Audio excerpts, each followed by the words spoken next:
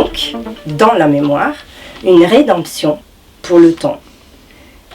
Et maintenant, on va sauter de Proust. On va retrouver un autre auteur, toujours italien, et qui a une vision complètement différente, pas très joyeuse, je vous le dis tout de suite, mais dans la poésie, il y a un peu de tout.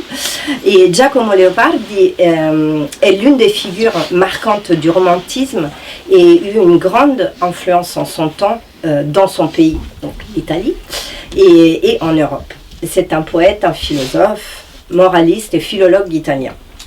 Et il est considéré comme le plus grand poète de langue italienne du XIXe siècle. Donc Leopardi voit dans le passage du temps une forme de déclin, d'impossibilité de surmonter la solitude de l'individu face à l'univers. Donc là où Proust nous offrait une lumière pour retrouver le passé, Leopardi nous plonge dans l'obscurité d'un temps inéluctable et d'une vie marquée par l'éphémère et la perte. Qui de la joie. Mais je ne pouvais pas ne pas vous lire son poème, qui est vraiment le poème le plus connu de cet auteur, qui s'appelle L'Infini, où il exprime l'idée que l'homme est pris dans un cycle sans fin de désirs inassouvis où le temps ne fait qu'amplifier la frustration de l'existence. Et il dit, toujours cher me furent cette colline déserte et cette haie qui sur un long espace cache au regard l'extrême horizon. Mais m'asseyant et regardant au-delà de la haie,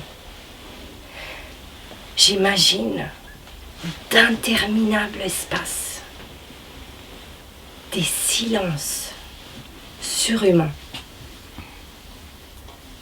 un profond repos où peu s'en faut que le cœur ne s'effraie. Et comme j'entends bruire le vent à travers le feuillage, je vais comparant le silence infini à cette voix. Et je me souviens de l'éternité, des siècles morts, du siècle présent et vivant et du bruit qu'il fait. Ainsi, dans cette immensité, s'anéantit ma pensée. Et il m'est doux de faire naufrage dans cette mer. Donc ça, c'était Leopardi, que dans son poème L'Infini nous fait sentir la grandeur et la profondeur de l'univers, nous rappelant la petitesse de l'individu et la mélancolie de l'existence face à l'infini. Leopardi nous plonge dans la solitude et l'isolement, face donc à un univers qui est insaisissable.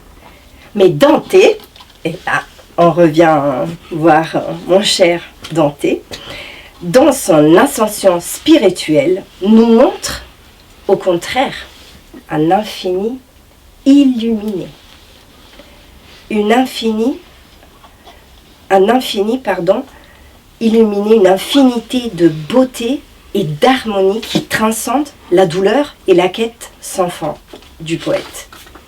Et dans le paradis, Dante, donc comme je vous disais, la Divine Comédie est divisée en 3 parties, et dans le paradis, Dante découvre que l'infini n'est pas un fardeau ou une source de frustration comme c'était pour Leopardi, mais un chemin de lumière et de rédemption. L'infini de l'amour divin qui guide l'univers devient une force harmonieuse, une source de paix. Et là où Leopardi voyait la distance infinie entre l'homme et l'univers, Dante trouve une union parfaite entre l'âme humaine et le divin, où le temps et l'espace disparaissent dans l'extase spirituelle. Donc pour revenir même à ce qu'il disait Einstein, le temps est une illusion. Donc voici le premier chant du paradis. La Divine Comédie, donc comme je vous disais, est divisée en 3 tomes, donc 3 parties.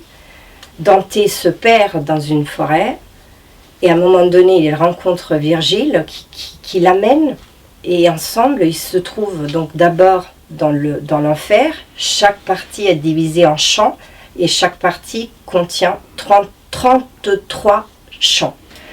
Et l'enfer, pour la petite histoire, est construit comme un entonnoir. C'est comme ça. Voilà. Donc, Dante, il est passé déjà par l'enfer, par le purgatoire, il arrive au paradis. Et là, c'est le premier chant du paradis, donc il faut imaginer que Dante franchit la porte.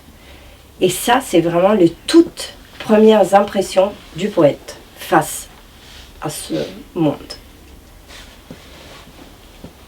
Il dit la beauté du ciel m'a paru si clairement qu'aucun mot humain ne peut rendre cette clarté, ni l'esprit humain concevoir un tel éclat.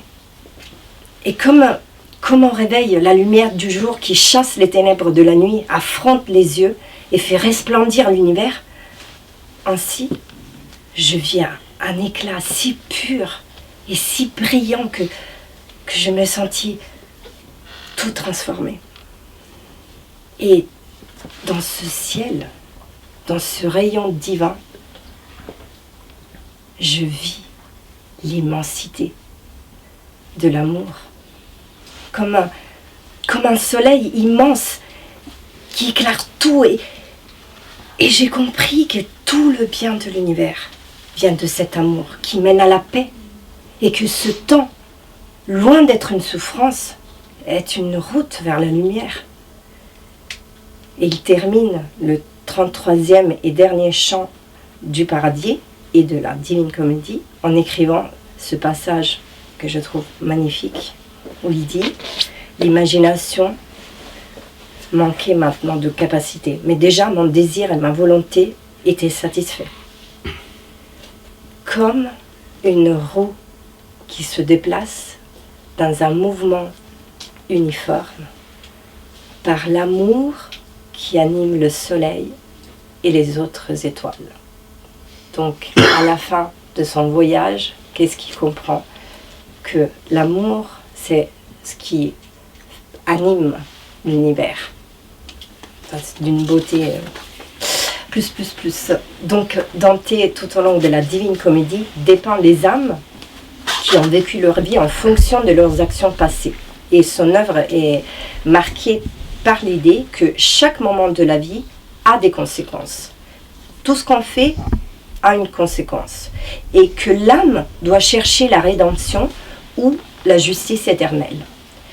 Et d'un autre côté, nous trouvons Horace, poète latin de la fin du 1er siècle avant Jésus-Christ, où dans son poème très connu, où est tiré le fameux Carpe diem, cueilli le jour, nous invite à profiter du moment présent, car l'avenir est incertain et nous devons accepter ce que la vie nous offre ici et maintenant.